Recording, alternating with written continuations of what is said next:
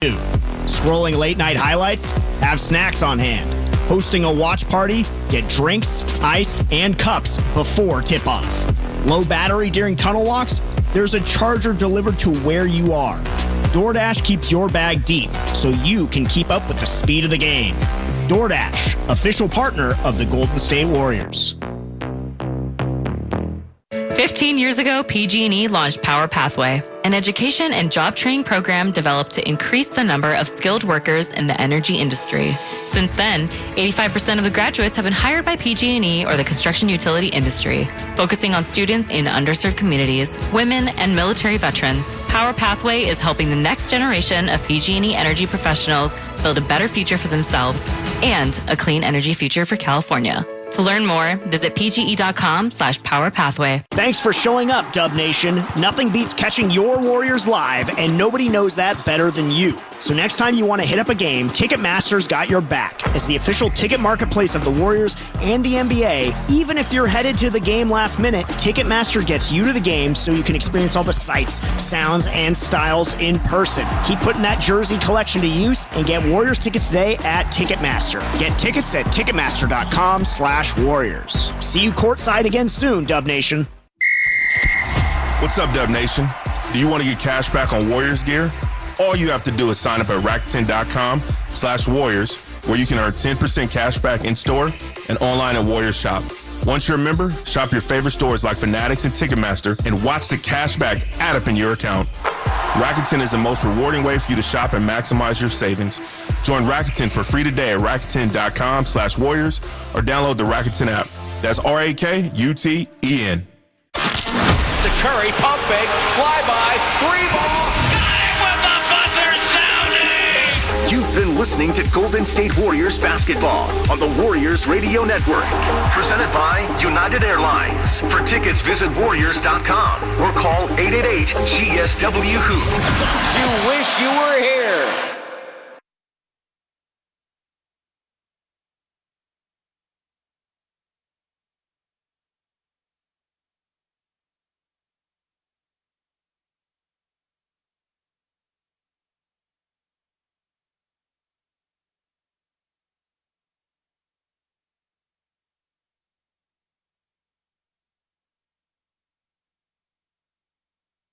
Rudy comes back, gets the inbound, and that is that.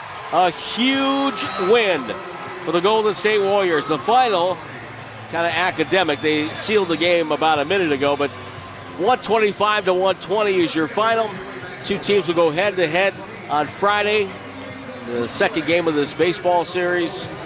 Warriors with a season-high second-half points, 76.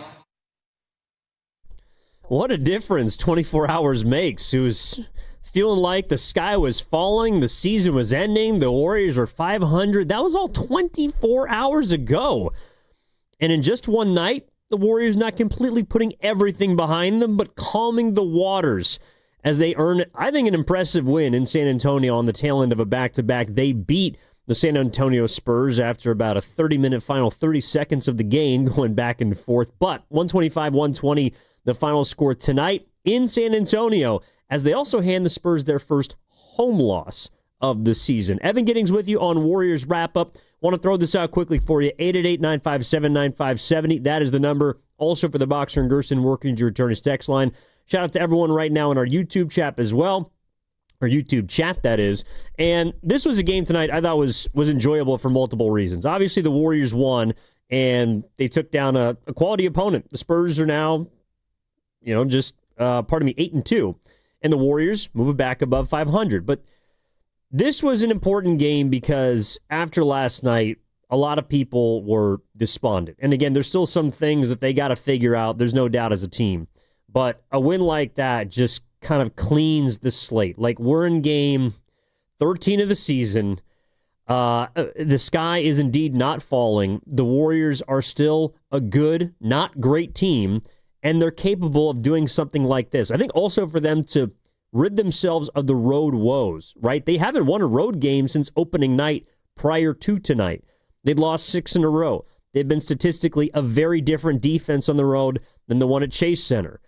A lot of their players, their role players, had shot it far worse on the road than at Chase Center. and they go into Victor Wembanyama's house. They survive a triple-double from Stephon Castle and Big Vic, and they end up beating the Spurs in essentially what became a shootout. It's just what a difference a day makes. And this game was important, not only because the Warriors had to kind of clean their mouths of the taste from last night, but because they also talked a lot last night. Draymond Green and Jimmy Butler basically put the team on blast. And I know there was a lot of theories about who Draymond was specifically talking to in regards to commitment to winning and agendas. And Jimmy Butler, kind of backed him up somewhat and said that they're not doing enough in regards to committing to winning. And when you say stuff like that, especially 12 games in the season, I was first to say red flag, raise an alarm. Like, we're talking about that this early in the year. That means you got to go back it up. And the Warriors did not only win the game, but the two guys that were talking after last night's game, that were sounding the alarms, they played well.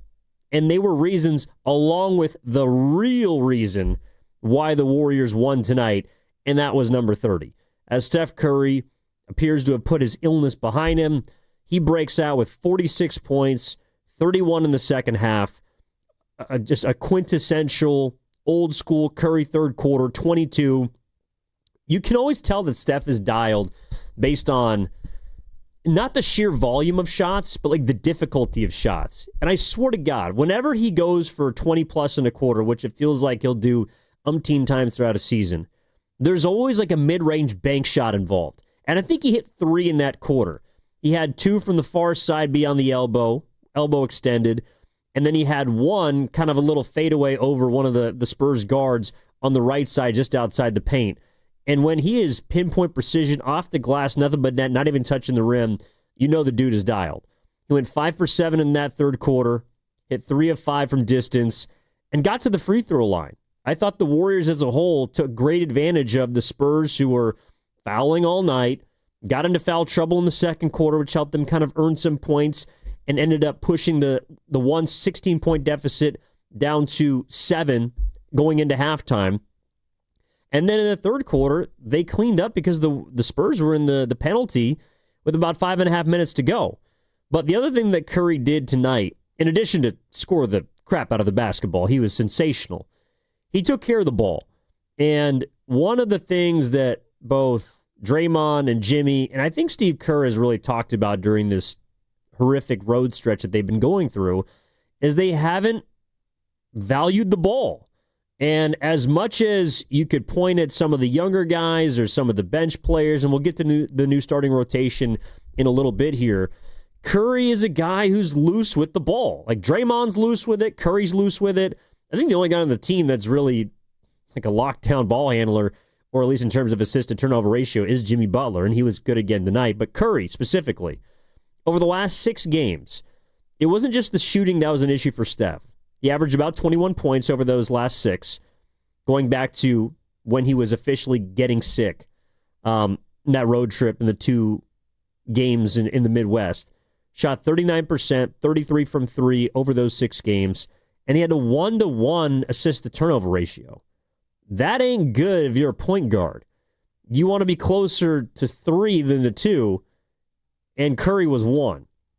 Tonight he had 5 assists and 1 turnover. So, yes, he was scoring the ball. He was taking it to San Antonio. He was giving everybody the business. He got to the free throw line 16 times, missed 1, but he took care of the ball. And I think that was the message off of last night, that they were just too loose as a whole. And turnovers, yes, made a difference. I know Draymond tried to kind of downplay it because OKC was also giving up 20 turnovers, but the Warriors, their turnovers absolutely killed them. You even saw sometimes tonight, like if you turn over the ball against an OKC, you're dead. You turn over a ball against San Antonio, they're going to make you pay for it on the other end. And there were some times, especially late in that game, like they go up 119 to 110 after Curry hits a three-pointer off a great hustle play by Gary Payton II, who is also awesome tonight off the bench, not knowing if he was supposed to play at all. And then you give up a cheap turnover, two points the other way. It just kind of closed the gap. And although the Warriors, I think, had control primarily in that second half, they didn't lead by a ton in this basketball game at any point. They fell behind by a bunch, but the most they led by was 10. And that was down the stretch of this game. So the Warriors' second half, offensively, incredible. obviously on the back of Steph Curry. They score as a team 74 points. Curry has 31 of them. They shoot it a lot better from three-point range in the second half than they do in the first. Ended up with 21 threes as a whole tonight. They got to the free throw line 36 times. They were plus 18 at the charity stripe in terms of points over a San Antonio team that was bigger than them, that was longer than them, that was faster than them, and that certainly was younger than them. So for the Warriors to outshoot the Spurs, both at the three-point line and at the free throw line, I thought was pretty impressive. They obviously took a lot more threes than the Spurs did. They took 57 to the Spurs 39. But I think the free throws are indicators of the Warriors' intensity and focus in this game.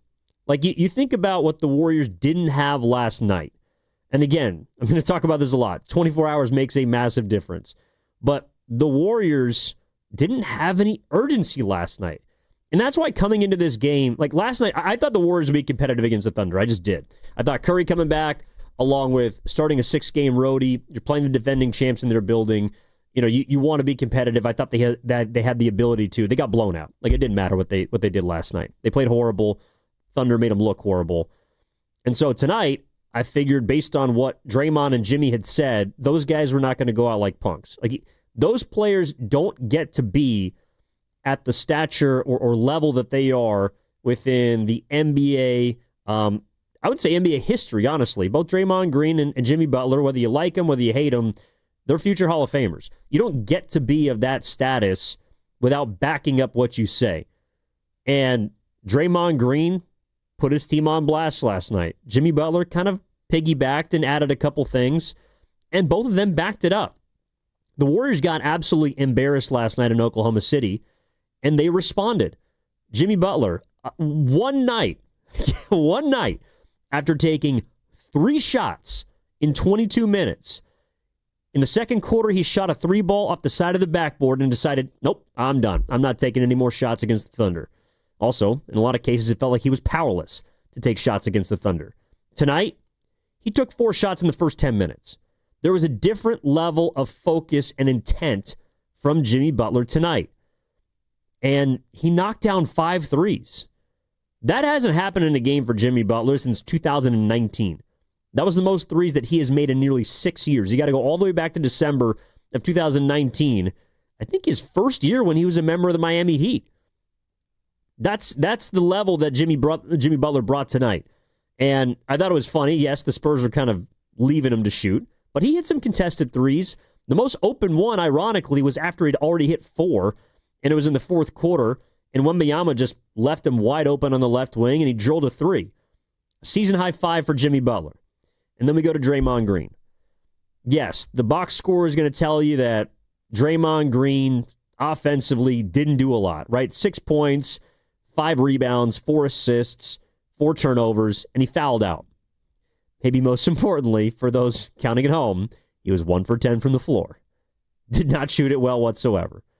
And he blew a wide-open bunny off an inbounds play that was beautifully drawn up by Steve Kerr. I think this was in the third. But Draymond, 0 of 7 from 3. You can't look at the shooting line. Well, you can. My point is, he backed up his play with what he was able to do defensively against Victor Wembanyama. And this is where, again, I think if you're going to look up tomorrow and look at the box score, it's going to lie to you.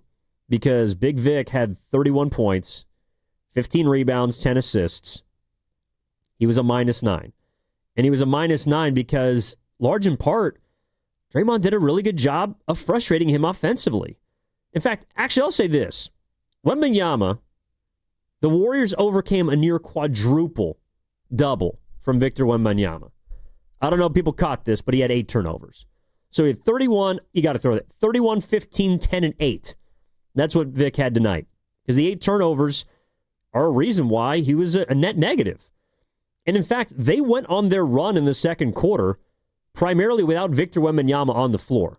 Now, it was against some of the Warriors' backups, and Horford didn't play well in the first half. It was against the second unit, which included Horford, Kuminga, Podziemski, and others. And I thought that with Luke Cornett, they threw 3 lobs of Luke Cornett, and I think it was in the second quarter when they opened that lead up to 16 with Victor Wembanyama off the floor. So my point is, Wemby also cleaned up because of a lot of stats that were piled on between both teams, honestly, in the final 30 seconds. I think there was close to 20 points scored in the final 30 seconds of this game because of an unwillingness to admit defeat by the Spurs, a willingness to foul repeatedly by both teams, and Wembanyama also got his triple-double because of those final 30 seconds. So my point is Draymond did a really good job on him defensively. If you look at what Vic did against Draymond in this game, it was not a lot. He was 3 for 10 from the floor. He missed his first 6 shots while being defended by Draymond Green. And I thought that Dre, again, while offensively he was ferocious shooting the ball, shout out to my guy Lone Neal, he did a very good job at frustrating the best offensive player on the other end for the Spurs. Now, Stephon Castle, meanwhile, was awesome. That dude controlled, I thought, the majority of when the Spurs were playing well, and was reflected in their 16-point lead with him kind of running and basically running the show.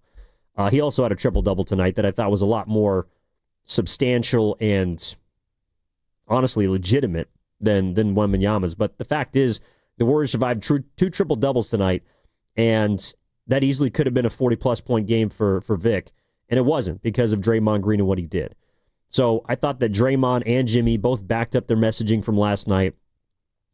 You know, in regards to Green, you may hate him, be frustrated by him, dislike the way he plays, the way he acts, all the rest. I certainly understand and have been critical of Draymond in the past. I was critical of him last night. I thought he was one of the guys that he should have been pointing at when he was talking about agendas. Draymond Green before this season had his eyes on defensive first team or all defense for the 10th time. He talked about, I think this was to Sam Amick in The Athletic, he talked about wanting his stamps, you know, being one of the few guys in NBA history that had made 10 all-defensive teams. And yes, all defense typically translates to team success because you're playing well on defense, you're helping your team. But my point is, you're still one of those guys that's thinking about yourself. You're one of those guys with agendas. And that's why I found it hard to believe that he wasn't also looking in the mirror somewhat, but he didn't take any responsibility at the podium. He didn't talk about himself or saying that I was doing this or I was doing that. He was looking at other guys. And so I understand why someone might hear last night Draymond and say, what are you talking about? I said the same thing. But the fact remains, more often than not, Draymond Green backs up his talk. And did the Warriors win a championship on November 12th? No. But they righted a ship for now against a team on a second night of a back-to-back that has legitimate championship aspirations. You know, I think they were able to use some of their experience against a young Spurs team. I think Draymond might have some trouble on Friday because Wembanyama did not have an efficient night against him, sort of warmed up in the second half. But the fact remains they got the win tonight after talking about what didn't happen, what needs to happen, and the commitment to winning that translated 24 hours later. All right, 888-957-9570 is the number. Evan Giddings with you on Warriors Wrap-Up. Let's get out to Steven, who's in Oakland. Steven, what's going on, man? Good evening. How are you? Hey, man, you should be happy today, man. You should be drinking the Kool-Aid. We basically stole a game because if you look at, like, our shooting percentage, we didn't do that well. We didn't shoot the three that well. And we got 15 turnovers, but we were able to get a lot, like 13 steals, which was amazing. And so we won the game. But here I tune in and I hear you talking about cringing about Kuminga being a starter. Man, the media sensationalism is really driving this story more than anything else. Steven. I said one sentence about Kuminga. I said one thing about him. He was hurt tonight. I know. I'm just. You gotta be more upbeat. We gotta win. This is a good thing for us, and we didn't even play our best game. And he got injured. We should be concerned. That's all I'm saying. We should be. I did like what you said about Draymond. His plus minus, he was plus 10. That was amazing. We stole this game. We did not play well, and we won. You should be drinking the Kool-Aid. It is good tonight. I appreciate it, Steven. Sounds like you've had some Kool-Aid yourself. Thanks for the call. No, look, man, I said one thing about JK. That's also one thing, too. You can kind of tell people that are defenders or attackers, when they hear one thing, they just jump on it. Like, I didn't mention him in the first 15 minutes. But, yeah, he came off the bench tonight, and he was also questionable going into the game with knee tendonitis. Like, I'm not going to kill him tonight. In fact, some of the hesitance that you saw from him might be because he was hurt. And it's a reason why he did not come out of the locker room after halftime. And as a result of that, Gary Payton II stepped up. Like, you got to give it to GP2 on a night like tonight, man, honestly, because he had been playing not very well. Like, there was a reason why GP2 was out of the rotation. I know they kind of play different positions, but with the way that Kuminga had been playing, you got Moody, who's also a forward, and then Will Richard, who was elevated into the starting lineup tonight, and I thought kind of held his own. Didn't do a lot offensively, but he was out there to provide energy, provide really just solid play, which is what they had not been getting from their starting unit. Will Richard took GP2's minutes. Like, he was out of the rotation. GP2 played 23 seconds of the end of the first half only because they didn't want someone, I think it might have been Steph, they didn't want him to pick up a foul going into half. He was out there for one defensive possession at the end of the first half. And then he had to play 15 minutes in the second half because Kuminga was hurt. And GP2 was awesome. Like, that is something that you do have to be happy for, because GP2 is a champion. He's someone that I think stole a lot of people's hearts during that 2022 season, had some big games for him, big moments in the playoffs, and was always just a stay-ready guy. Like, I've had a chance to talk to GP2 on a couple occasions and give me the whoop. He's the coolest dude. Like, GP2 is one of the guys that you love to talk to each and every day because he's so even keel. He's seen it all in the NBA. He's been a good college player, into undrafted, into bouncing around teams, to finding his spot, to finding his role, to becoming a champion, to signing a contract, to getting hurt, to coming back, to being in and out, and just being ready, man. GP2 is a pro's pro. He was a +9 in his 15 minutes in the second half. A ton of just heady hustle plays, including arguably the biggest one. With 4:15 left in the fourth quarter, GP2, with Wembanyama on the floor, who's 7'5" and still growing, has 2 offensive rebounds on loose balls. First one, gives it up to Steph because that's where the bread and butter is. Curry misses a 3. GP2 darts to the ball, grabs another one, kicks it to Curry in the corner, cashes a relocation 3, makes it 110-107. And it didn't put the game out of reach, but that was a big swing play. And again, because of Kuminga's injury, they needed GP2 to not just play, but to be good in that game. And I thought that the reason the Warriors bounced back as well as they did from last night to this night, in addition to Curry being great in the big 3, which I do want to talk about it in just a moment, is because the guys around them were just solid. Like, they didn't make the mistakes. I know, Steven, you brought up the 15 turnovers. But if you look through the first 3 quarters of this game, when the Warriors kind of took control and were allowed to create some cushion going into the fourth quarter, they had, I believe it was 9 turnovers. And a lot of their turnovers kind of came in the last 30 seconds. I think they had 3 turnovers in the last 45 seconds of this game, which is what made it a little bit wonky there at the end. Yeah, through the first 3 quarters, they had 9 turnovers. And they did not allow the Spurs to get much off of them. So they played significantly better than they did against OKC last night. Again, the turnover total was similar between the Thunder and the Warriors. But of the 20 turnovers, I would venture to guess that 15 or 16 of them came in the first 3 quarters of the game. They were much better in terms of ball control tonight. They had a couple of issues in the fourth quarter. I think Pods had a couple of quick turnovers. But even he was mostly solid tonight. Had a big 3. One of his turnovers was when he was out in transition. Wembanyama was behind him, and you could just tell that he wanted absolutely no part and gets called for a travel. By the way, Victor's done that to a lot of people, not named Brandon Pajewski. But overall tonight, he was good enough.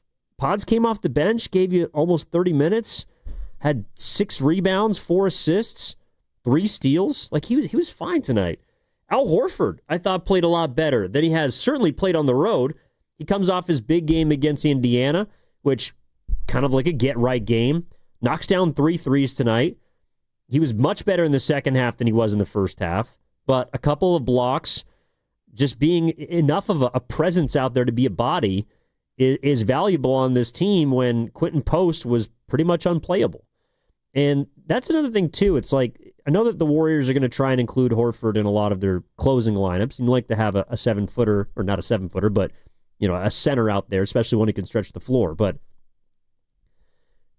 I think the reason why you saw Kerr change the starting lineup is because he knows deep down this team has been, always will be, with this iteration of the Warriors, best when Draymond is at the 5. They're at their best when they play small. And I know they look really small, but tonight they were out-rebounded and still found a way to win the game because they were careful with the ball. They got some help by getting 4 big offensive rebounds off the bench from Gary Payton II. They found ways to win in spite of being small. Now, is that good enough to win a championship? I have my doubts. But it's good enough to beat quality teams like the Spurs, who had not lost yet at home this season. And I think that's why you saw Kerr go to it. And I don't know if he'll go to it again on Friday. I'm imagining he's the kind of character who, if it's not broke, don't fix it. But last year, their best lineup, the lineup that went 23-8, final 31 games, involved Draymond Green at the 5 and Jimmy Butler at the 4. And I just think they weren't getting enough from their starting unit. And they also wanted to kind of maximize Curry. Like, one thing that I think helped Curry, I don't know if it's necessarily break out tonight, but Kerr specifically surrounded him, and also Draymond and Jimmy, with 2 capable shooters. The Warriors had their best 3 shooters, most consistent shooters over the course of this season, in the starting lineup tonight. Kerr said there was going to be big rotation changes before the game. He's a man of his word, because Will Richard got his second NBA start, and this one was legit. I know the first one he had 30 points. It was against the Kings. The big 3 didn't play in that game. He was out there with Steph Curry, Jimmy Butler, and Draymond Green. And damn it, I felt like he held his own. I know he only scored 3 points, even had a few turnovers and a couple of rookie mistakes, but he was solid. They asked him to guard a combination of Stephon Castle, Stephon Castle's damn good. Like, that guy gave it to everybody tonight. It didn't matter. He had this one step-through move where he hesitated past Steph, got to the cup for an easy scoop. It was like that for everyone. I mean, you can see why the Spurs wanted to keep him at all costs. And somehow the Kings weren't able to pry him from them by trading De'Aaron Fox to San Antonio. De'Aaron Fox, by the way, was not impressive to me tonight. In fact, he shot him out of a couple situations. Across 36 minutes, had 13 points on 14 shots, is not a good three-point shooter, and he looked a lot like the Sacramento Kings version of De'Aaron Fox tonight. He had 6 turnovers. Nevertheless, Will Richard, I thought, held his own. And while you're eventually going to want to see more production from the guys in the starting unit, in 22 minutes in his first, I would say, official real, kind of NBA start, that was pretty damn good. So shout out to Will Richard. All right, we got a couple minutes here before we got to hit a break. We're going to go till about, I don't know, maybe 9:15, 9:30 tonight. Talk about a nice win for the Warriors, a solid win. Again, you can make a case this is the most impressive win of their season. I know they got Denver at home, but as we were talking about today on Steiny and Guru, you could poke and hole in that if you want. You're looking around, and there's just not a lot of other of those wins. Opening night in L.A. maybe looks better now because of their Lakers record, but by far and away, to me, this was their best win of the season. You beat Wembanyama on the road, second night of a back-to-back, and you put the foul stench of the Paycom Center in Oklahoma City behind you. And that's why, again, probably playing tonight helped them because they got called out by their own teammates. They responded. The big 3 responded to their own messaging. Curry has his breakout performance, puts the onus behind them, and the Warriors do a really nice job of just steadying things, calming the seas in a very tumultuous state, despite it being just game 13 of the season. let's fit in. Yeah, we got a little time here. Let's fit in Eric, who's in Millbrae. Eric, welcome to Warriors Wrap Up. How's it going, man? Hey, what's up, man? Yeah, just glad to see the Warriors finally showed up on the road. They've been an absolute debacle and disaster lately, so good to finally see him go out. Curry just absolutely incredible in that second half, putting on a show there all over the Spurs. I thought Jimmy Buckets was finally his usual efficient. I just hate when he's passive aggressive, like he was against OKC. This is the Jimmy Buckets we want to see going forward. That's why they brought him here to be the second in command to Curry.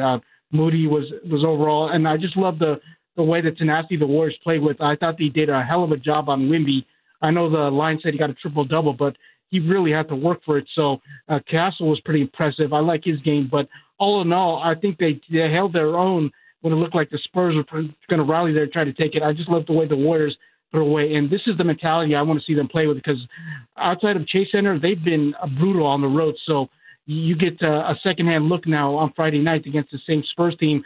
You expect them to play a lot better, but I just want to see the mentality and grit of this Warrior team, because if they continue to show this type of formula, there's no reason why they shouldn't be a top 4 seed. You're going to need it, because we know how tough the road through the Western Conference is going to be. So I just want to get your overall opinion. Is this the lineup do you think the Kerr is going to go with, or it's going to mix and match depending on matchup of what teams they play with?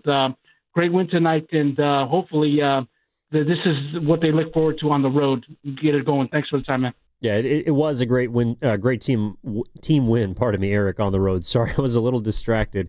So sometimes I will gaze over at the television, just check out some of the scores from around the association, and I looked at the Atlanta Hawks, and the Sacramento Kings score. Kings are down by 40 points. Did anybody see what Doug Christie said today?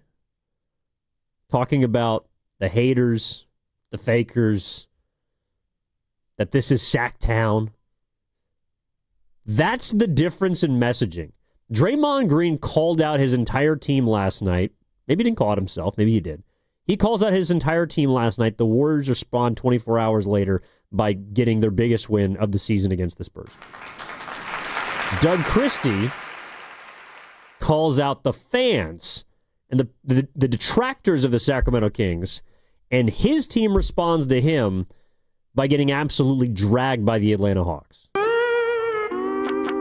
You really hate to see it. All right, we got Steve Kerr coming up on the other side, as well as your calls and text messages, 888-957-9570, 424, absolutely.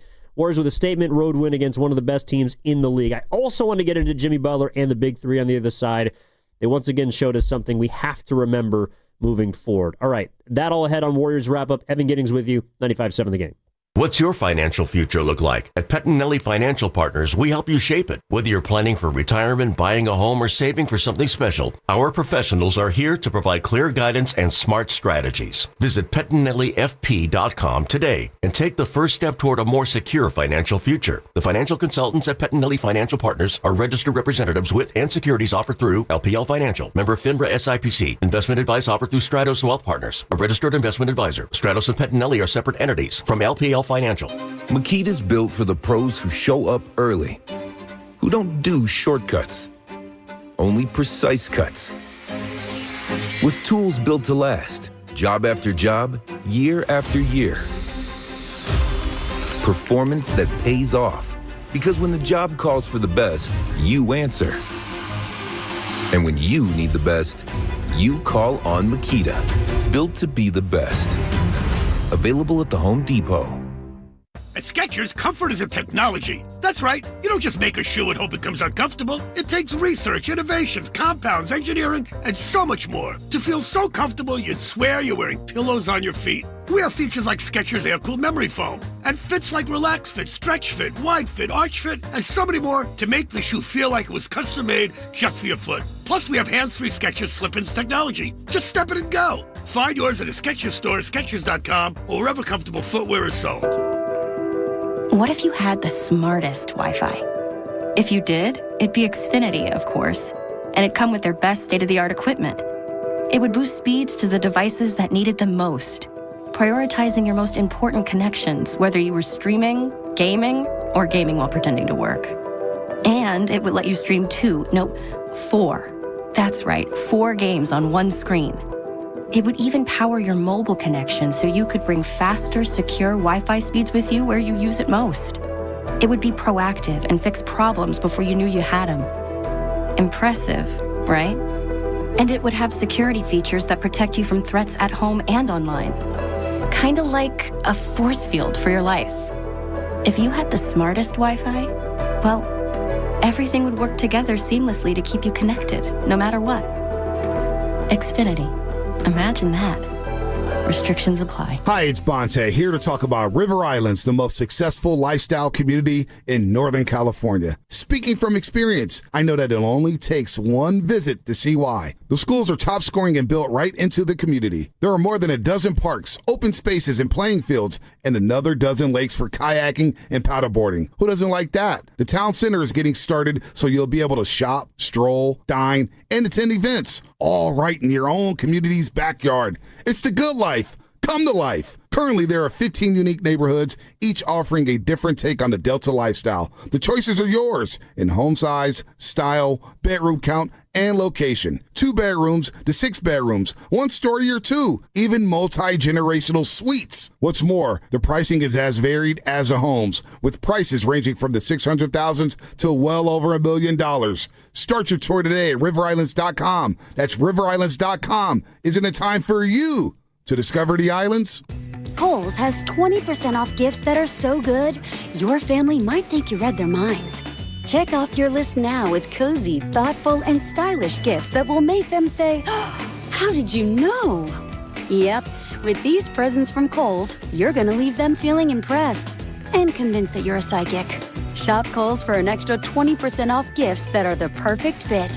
Select styles. Offer ends November 22nd. Some exclusions apply. See store or Kohls.com for details. Neuropathy is a debilitating condition that is sometimes misdiagnosed. Symptoms can include pain, numbness, and tingling in your hands, legs, and feet. Neuropathy is a progressive condition that only worsens unless you get effective treatment. SF Bay Wellness is a leader in neuropathy reversal and uses FDA-cleared, non-invasive electric cell therapy to restore nerve function with no injections, no drugs, and no surgery. The treatments have a 95% success rate. If distance is a factor, ask about our virtual consultation option. Call SF Bay Wellness at 844-94-NERVE for the $99 neuropathy evaluation and receive a personal treatment plan that is tailored to your needs.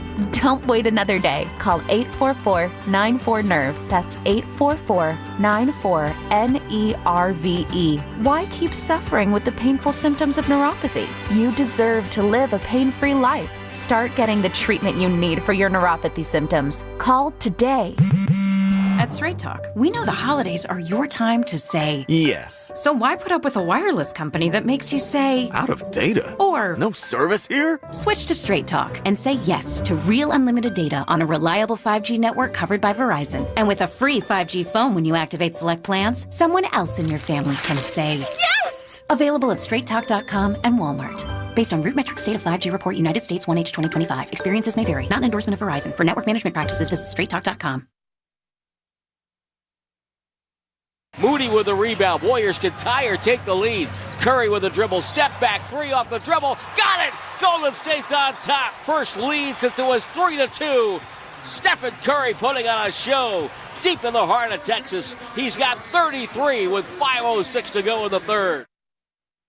Now back to Warriors Wrap Up on 95.7 The Game. He sure did, Tim Roy, on the call tonight in San Antonio for the Warriors' 125-120 win. Curry would end with 46, so he was far from done after his 33rd point in the second half, and he scored a lot of points in the second half. At 31, he had 22 in the third quarter. You can tell that he was absolutely dialed tonight, and along with some help from Jimmy Butler, Draymond Green, and others, he willed the Warriors after they fell behind by as many as 16 points. Used a Curry flurry in the third to cushion themselves in the fourth quarter. Some solid play from the bench as well, as Curry did all of this in 34 minutes.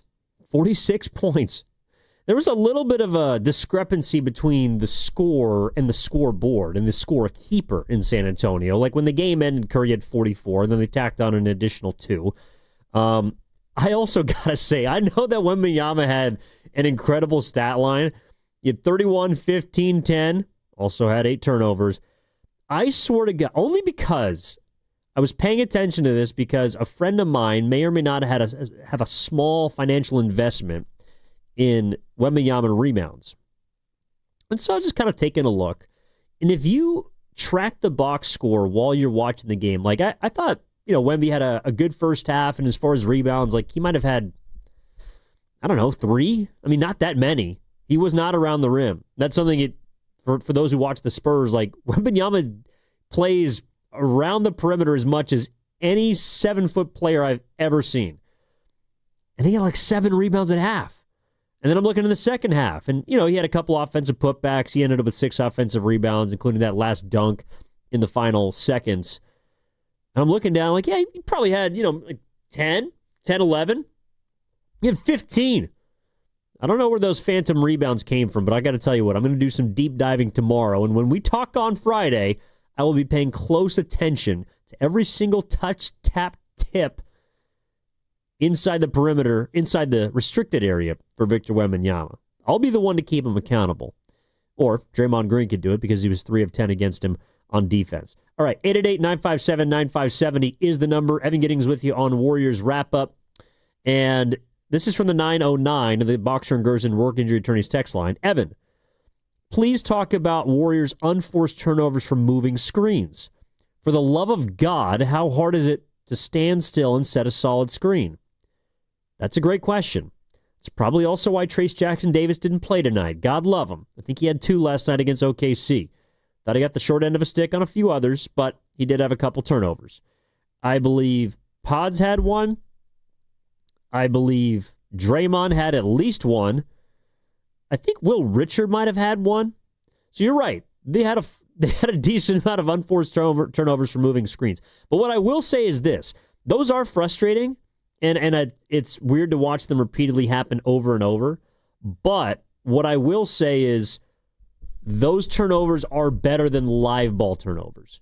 You saw last night against OKC, and at some points tonight, because the Spurs are a very quick team, they're young, they're fast, when you turn the ball over mid-possession, when there's a live ball turnover, it's 2 points or sometimes 3 at the other end. I thought probably the dumbest foul, which actually didn't hurt the Warriors that much, was probably the Draymond Green 3-point foul in the corner and then asking the Warriors to challenge it, which when you saw the replay, you were like, there's no chance that they're going to overturn this. But I understand why they did it, which is if there is a chance to take a swing on a challenge, they had a chance to erase 4 points because I think it was Vassell who he fouled. He's going to get the free throw. So it's a 4-point play. If you have a chance to overturn and strip 4 points off the board, that's a big opportunity. It wasn't as much about Draymond like calling for it or waving the hand. I know it wasn't at a crucial late stage moment of the game, but I understood the risk the Warriors were taking there. They're probably like, it may not get overturned, but on the off chance that it does, this is going to wipe 4 points off the board, and that's huge. That's 2 possessions. So this is also from the 307. Chef Curry showing Wemby and Spurs he's back to his elite self. Look out the rest of the season. Well, they were of course showing the gold medal still shot of Curry shooting the 3 over the corner, over Wemby in the corner from last summer, in which he snatched the gold from Wemby and sent him to tears. So Curry maybe still has some ownage over his international. What did Kalena Azubuike called him something tonight too? Like Tim Roy was great on the call tonight for us here at 95.7 The Game, but Kalena called him a galactic demon or something. It was literally out of this world. But Wemby is that good of a player. Something I saw in our YouTube chat from earlier, I apologize if I don't get the name right here, but someone brought up the fact early on that the most important part of this game is what the big 3 did. Like, if we're going to be honest about this kind of bounce-back game for the Warriors proves something we all know, and oftentimes we forget, and kind of need to be reminded of. It is, has been, and always will be about the big 3. Steph Curry had 46 points, scored 22 in the third quarter. That's when the Warriors took control of this game. Jimmy Butler had 28 points, 6 rebounds, and 8 assists. He was awesome tonight. Got to the free throw line. Was physical on defense. Knocked down 5 threes, the most he's hit since 2019. He was dialed in a night after he took 3 shots in 22 minutes. And said that everyone needs to look around in regards to their commitment to winning. Kind of piggybacked on what Draymond said to get to him, who was a team best plus 15 tonight. And I thought did a great job at frustrating Victor Wembanyama defensively. He missed his first 6 shots when being guarded by Draymond. You could tell that he was making it tough for him. Didn't play a perfect game. And I don't think the plus 15 meant he was the best player in the game, but he certainly backed up what he said last night when he called out a commitment to winning, personal agendas. Didn't look in the mirror, but he backed up what he said. And more often than not, that's what Draymond Green does. It just proves that when the Warriors have their big three playing well, they are dangerous. When they don't, last night against OKC happens. Last night created urgency.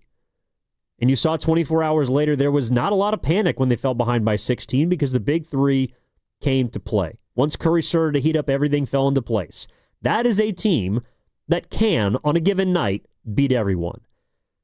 The biggest concern is if that team can show up enough over 82 games and into the postseason. If they play 4 games a week like they do this week, can they do it 2 or 3 times? Because 2 nights from now, they play the same team in San Antonio, the Spurs, and they got to do it again. That's what people are worried about. When Steph, when Draymond, when Jimmy are great, the Warriors are great. It's just that simple. The question is, how often can they summon it? That's what everybody's wondering about. And that's why the big three giveth and the big three taketh. Last night, they tooketh. Well, OKC tooketh. That's even a word. Tonight, the big three giveth. That's how it goes for Golden State. That's what we knew coming into the season. Quite frankly, that's what we knew when Jimmy Butler was traded from the Miami Heat to the Golden State Warriors last February. This was always going to be about them and how far those 3 players, along with the help of Moses Moody, who was awesome in the first half, was a big reason why the Warriors were in the game. You know, he shot the lights out in the first half and kept the Spurs within striking distance. He was a big reason, maybe the biggest reason, why the Spurs were only up by 16 points instead of 26 points. And then the game would have been out of reach. When you get the contributions from the Moody's, when you have a big-time guy like GP2 step up in the second half and replace Kuminga, who goes down with an injury, when you have, again, people may not like it, but a solid performance from Brandon Podziemski, 6 and 4 off the bench in 20-plus minutes. When you have Al Horford, who can knock down a couple of shots. When you have Will Richard, who can stay on the floor in his first game as a starter. When you have those ancillary pieces that all are allowed to fall into place because of the performance of the big three, that's why people think the Warriors have action. You know, I think it's going to be really hard for them to earn a top 4 seed. I think they're going to be battling to get out of the play-in because you've already seen through the first 13 games, like they just can't summon this level that they had tonight enough or consistently enough. And when they do it, they can have a night like tonight. You know, I thought that there were still some glaring holes from the starting unit. And Steve Kerr obviously chose to go small tonight. And we're going to hear from him in just a moment. By the way, you're listening to 95.7 The Game, KGMZ FM and HD1 San Francisco, an Odyssey Sports Station.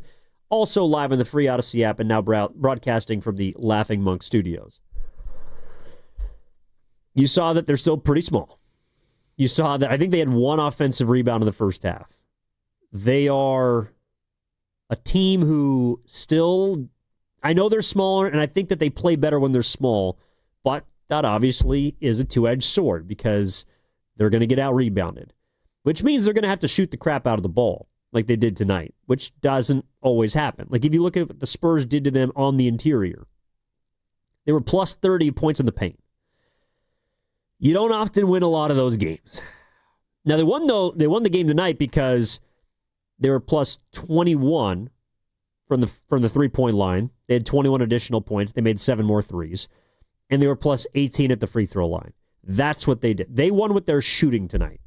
They won because Curry got hot, because guys around him made enough threes, including a guy like Jimmy Butler, who, again, as much as credit as I just gave him, I have to say again, made the most threes in an NBA game for him in the last 6 years. That's not going to happen often. Probably not going to happen on Friday. But my point is, there's still some stuff that you can look at and say they're going to need to identify it. They're going to have to find a way to get someone else to help them on the glass. I don't know if it's Horford. I don't know if it's Post. I don't know if it's more GP2. When Kuminga gets back, they need to be more of an efficient rebounder the way he was through the first 5 games of the season. There's ways to try and Band-Aid it, but that's something they're going to have to address, and I think that will probably be when the trading deadline comes around in a few months. Or a couple months. That's something they're going to have to look at. San Antonio obviously was faster tonight. Got out plus 12 in the fast break. Plus 9 in terms of rebounds, plus 3 offensive. Like when you have Wembanyama out there, they're going to pound you on the glass. They're going to hurt you. But the Warriors didn't shoot overall better from the floor. They just shot more threes at a higher volume, and then they made their free throws. That's how they won this basketball game. I also think it's because they defended a bit better. And some of that started with how efficient they were offensively on that side of the floor, specific to the second half. Like you saw what happened in the first quarter when they didn't make shots, and conversely what happened when they did make shots in the second half. This is a good point from the 650 in the Boxer and Gerson Working Your Attorneys text line too. Seth Curry and Melton. Curry, I think, is set to join the team in about 3 days. November 15th, I think, is the day that they're allowed to sign him. And then DeAnthony Melton is still working his way back from the ACL. Yeah, those guys should help. I don't know about the rebounding. They should help them ideally become a more capable shooting team and give them some more depth at the guard position. Yeah, also the 30 assists to 15 turnovers. That's going to help as well. 909. They moved the ball really well tonight, and they made a lot of shots. All right, before we go to Steve Kerr and hear from the head coach, let's hear from Jim, who's in St. Louis. Little Arch Madness on a Wednesday night. What's up, Jim? How we doing? Oh, better now. What's up, man? What do you got? Welcome to Warriors Wrap Up. Hey, I was asking about Melton and Curry. I was thinking Curry might be a really good security blanket for his brother. Well, how do you mean, Jim? Well, I just think he might feel comfortable playing with him. Oh, yeah. I don't know. I'm with you. Sorry. I never really paid attention much to Seth Curry. I mean, you know what his strong points are? It would be shooting. I can tell you this, Jim. He is a better career three-point shooter in terms of percentage than Steph. Really? Yep. Wow. That's cool. Maybe you'll become a star. Maybe, Jim. I appreciate the call. I'm glad you're feeling good tonight, man. Thank you for calling in. Please don't be a stranger. Yeah, Seth is probably going to provide some shooting off the bench. The Anthony Melton is the Freudian slip. He's the interesting one. He's also the injured one. If he is not injured, I think he helps the Warriors a lot. But unfortunately, I think he's only had one full healthy season in his career. And I also don't imagine the Warriors are going to tax him right off the bat because he's returning from an ACL tear. All right, let's go to Steve Kerr, who spoke after this one. I'm sure he's got to be feeling a bit better than last night after getting embarrassed. Here's Coach Kerr after the San Antonio 125-120 win. We weren't exactly panicking, and we're 6-6, and there's 70 games left. But we needed to rediscover our identity. The ball movement right away. Even though we scored 14 points in the first quarter, I liked the process. The ball was moving. Everybody was sprinting into ball screens, sprinting the floor, getting to our spots in transition, competing defensively, and that just felt like our team out there. What was the calculus between with the new starting lineup, and how do you think that grew? Yeah, well, we need, but with Jimmy, Jimmy needs some shooting around him, so we wanted to get Moses and Will out there for the spacing, and then one of the things Will's been doing a great job of is just moving the ball, and Steph and Draymond thrive on ball movement, and Will just keeps reversing the ball, just like Gary. Gary's a great ball reverse guy, and so I thought Gary was fantastic in the second half, and what a pro, guy hasn't been in the rotation for 2 weeks, and you never hear anything from him. He stays upbeat, positive. Everybody loves him. And then he always stays ready. And so I just thought we got great contributions from our role players in a way that enhanced our best players. What words can you even use to describe Steph's night? Routine. I've seen this. How many times has he scored 40 in his career? 73, I think. I thought it was 73. Oh, it's on the quarter, my bad. Yeah, 73? 74. Yeah. I'm kidding, obviously. That was not routine. But,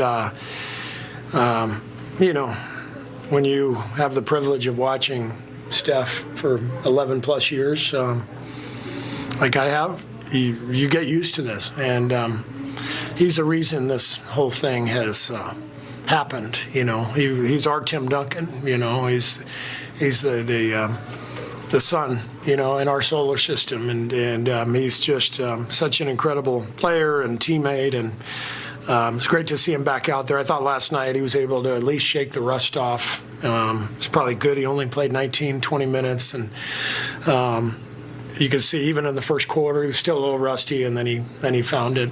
And Draymond, I told the coaches this is like such a Draymond night. He's got the highest plus minus on our team. He's one of the most impactful guys. The way he guarded Wemby was incredible. And then you look at the box score, he's 1 for 10, fouls out, 4 turnovers. But the guy just wins. He's a winner. And the way he and Steph have played together over the last decade, that continuity is one of the reasons we're still here competing. Steve, there were obviously a bunch of differences between last night and tonight. What did you think the biggest one was? Just overall competitive spirit. I just felt like we were connected, and the guys were embarrassed last night, and we were a little out of whack, and this happens. I told the team today in 2022 we won the title. I think we lost 6 games in a row in March, if I'm not mistaken. Might have been like 8 out of 9 or something, and we won the title like 3 months later. So in the 82-game season, you're just going to have spells, but the important thing is to rediscover your identity and your competitive spirit, and that's what I saw tonight. How much of the last 6 games where you lost your identity and lost a bunch of games, how much of that was just related to Steph shooting slump, and then Steph misses 3 games, and he hadn't really given you a night like this or even near this for a couple weeks? Yeah, I mean, I think I told you guys, it felt like in Milwaukee and Indiana, like we were kind of wiped out. It was a pretty tough way to start the season, and our guys are, the guys who play heavy minutes are never going to be in mid-season conditioning and groove the first week of the season. But we started out with whatever it was, I think like 5 games in 8 nights or something, and a bunch of different cities. And I just thought we were a little tired, and we got out of sync, and then Steph got sick, and we've also been changing the lineup around, with Al going in and out, and the injury to Moses, it kept him out of the first 2. So things have been a little clunky, but I believe in these guys, and I think tonight was a good step in kind of getting back to who we are. Wembanyama had a 30-point triple-double, but it seemed like you were making him work for his shots. He had 8 turnovers. Kind of what was the key to making sure he didn't just completely take over the game? Well, you said it. You got to make him work for everything, and you just can't give him the easy stuff. It didn't feel like he got a lot of easy baskets tonight. Draymond did an incredible job on him, and he's one of those guys you just have to embrace the fact that he's probably going to get 30. But you just want to make it difficult and try to keep him off the foul line. He got six free throws, a couple of them late. So overall, we did a decent job on him, but the guy is just an incredible player. Is this starting lineup one that you want to give like a runway to? For sure. Just like I gave that first starting lineup a runway, you guys asked me if we were going to stay with that, and I said we will going forward, and we'll do this going forward. And that that can change at any time based on how the team is and who's healthy and all that stuff. But yeah, we'll for sure start them again on Friday and see how it goes. Steve Kerr, after the victory. Yeah, a couple things from that. Number one, I do think that this is just like last year, maybe a little bit easier than the beginning of last season in regards to the starting lineup, but they're going to be experimenting a lot. I forget what the number was last year, but I want to say they had like close to 30 different starting lineups last season. I don't know if it'll be that bad, but you saw tonight. Yes, they won the game. And I think once Curry found his groove, the rest of the starting lineup, along with Jimmy, it looked a lot better. But the starting lineup also was responsible for them being down 14 points at the end of the first quarter. So that's something they're going to have to figure out how to clean up. You'd like to see Will Richard maybe be a bit more aggressive because he didn't shoot the ball at all. Like he was out there to provide some defense and energy, but got to be a little more aggressive. And look, it's his first NBA start alongside the big three. Probably deferential, understandable, but a little timid, so that'll change. Moses Moody, I think, shot it well enough. He's gonna stay in the starting lineup. And one thing that I thought about before the game when Kerr said it's time for big rotation changes. Number one, I thought that meant more Moody and more Richard. Number one, because those guys are capable shooters. I didn't necessarily consider it for Jimmy Butler, though. That was something that I took note of from Kerr's comments, that they started those two guys for Jimmy, not necessarily for Curry. I guess he doesn't need it. Doesn't mean he can play with anybody. But Butler was the guy they were trying to get going tonight. And while Curry is the one who stole the show, 46 points, 31 in the second half, 22 in the third, Jimmy Butler's 28, probably just as impactful, because you're getting the second guy to take some of the pressure off of Steph, much like you saw a lot last year. That was a game that sort of looked reminiscent of last season, in which the Warriors, again, won 23 of 31. And they had some nice wins. They also had some bad wins against bad teams. This is not one of those teams. The Spurs are a very good team. The Spurs will come out on Friday, and the Warriors have to play just as well, if not maybe even better, if they want to sweep this two-game set against the Spurs before heading on over to New Orleans. They're going to have to remain locked in. And this is the thing that I think fans have in the back of their minds whenever a game like this happens, is that was great. Let's enjoy the game. They played really well. Are we going to get that same team on Friday? And God's honest answer is, I have no idea. Because the big three are great when they're great. And you saw last night against OKC, when they're bad, they're really bad. And the rest of the guys, at least currently, don't look like they have enough to supplant what happens when the big three fall off. So you'd like to see them get greedy, go out and get this game on Friday. I'll be with you for it. I'm looking forward to seeing how they perform, but it kind of feels like a coin flip right now. And that's how the Warriors have played through 13 games. It's been a coin flip. Today they turned up heads. Well, assuming they called heads, and they won the game. We'll see if they can call heads and catch heads again on Friday against a Spurs team that I'm sure is going to be maybe even more motivated than they were tonight to knock off the Golden State Warriors. All right, that'll do it for us here at our Laughing Monk Studios. A big thank you to Ken Luttrell tonight, helping us cut up all the sound for you. You heard post-game, and of course you'll hear all day tomorrow on 95.7 The Game. Big thank you to Cameron Williams, our network coordinator. My name is Evan Giddings, saying thank you to everybody who called in, everybody who texted in, our entire YouTube chat brought to you by First NorCal Credit Union. So long from the Laughing Monk Studios, where the Warriors are victorious. Back into the win column. They get OKC and that taste out of their mouth. By the way, OKC absolutely dominated the Lakers tonight on the tail end of a back-to-back going on the road. That team might win 70 games this year. That is a very good basketball team. And to measure yourself against them right now with what they're doing is a foolhardy task. So, keep that in the back of your mind. Anyways, Warriors get back in the win column tonight, 7-6. They hand the Spurs their first home loss of the season. They'll try and hand them their second loss on Friday. It'll be a Prime game, Amazon Prime game. So looking forward to that. I'll have post game for you then. In the meantime, tomorrow, 6-10, Spadoni, Shasky, 10-2, Steiny and Guru, 2-6, Willard and Dibbs on a non-Warriors game day. A lot this week, but not tomorrow. Let's enjoy it. all ahead on 95.7 The Game. You've been listening to the home of the Golden State Warriors. We'll talk to you next time. Ball and jean shorts. That's I think. No, I didn't even know that wearing one. jeans. Oh, yeah. Bill Hader. All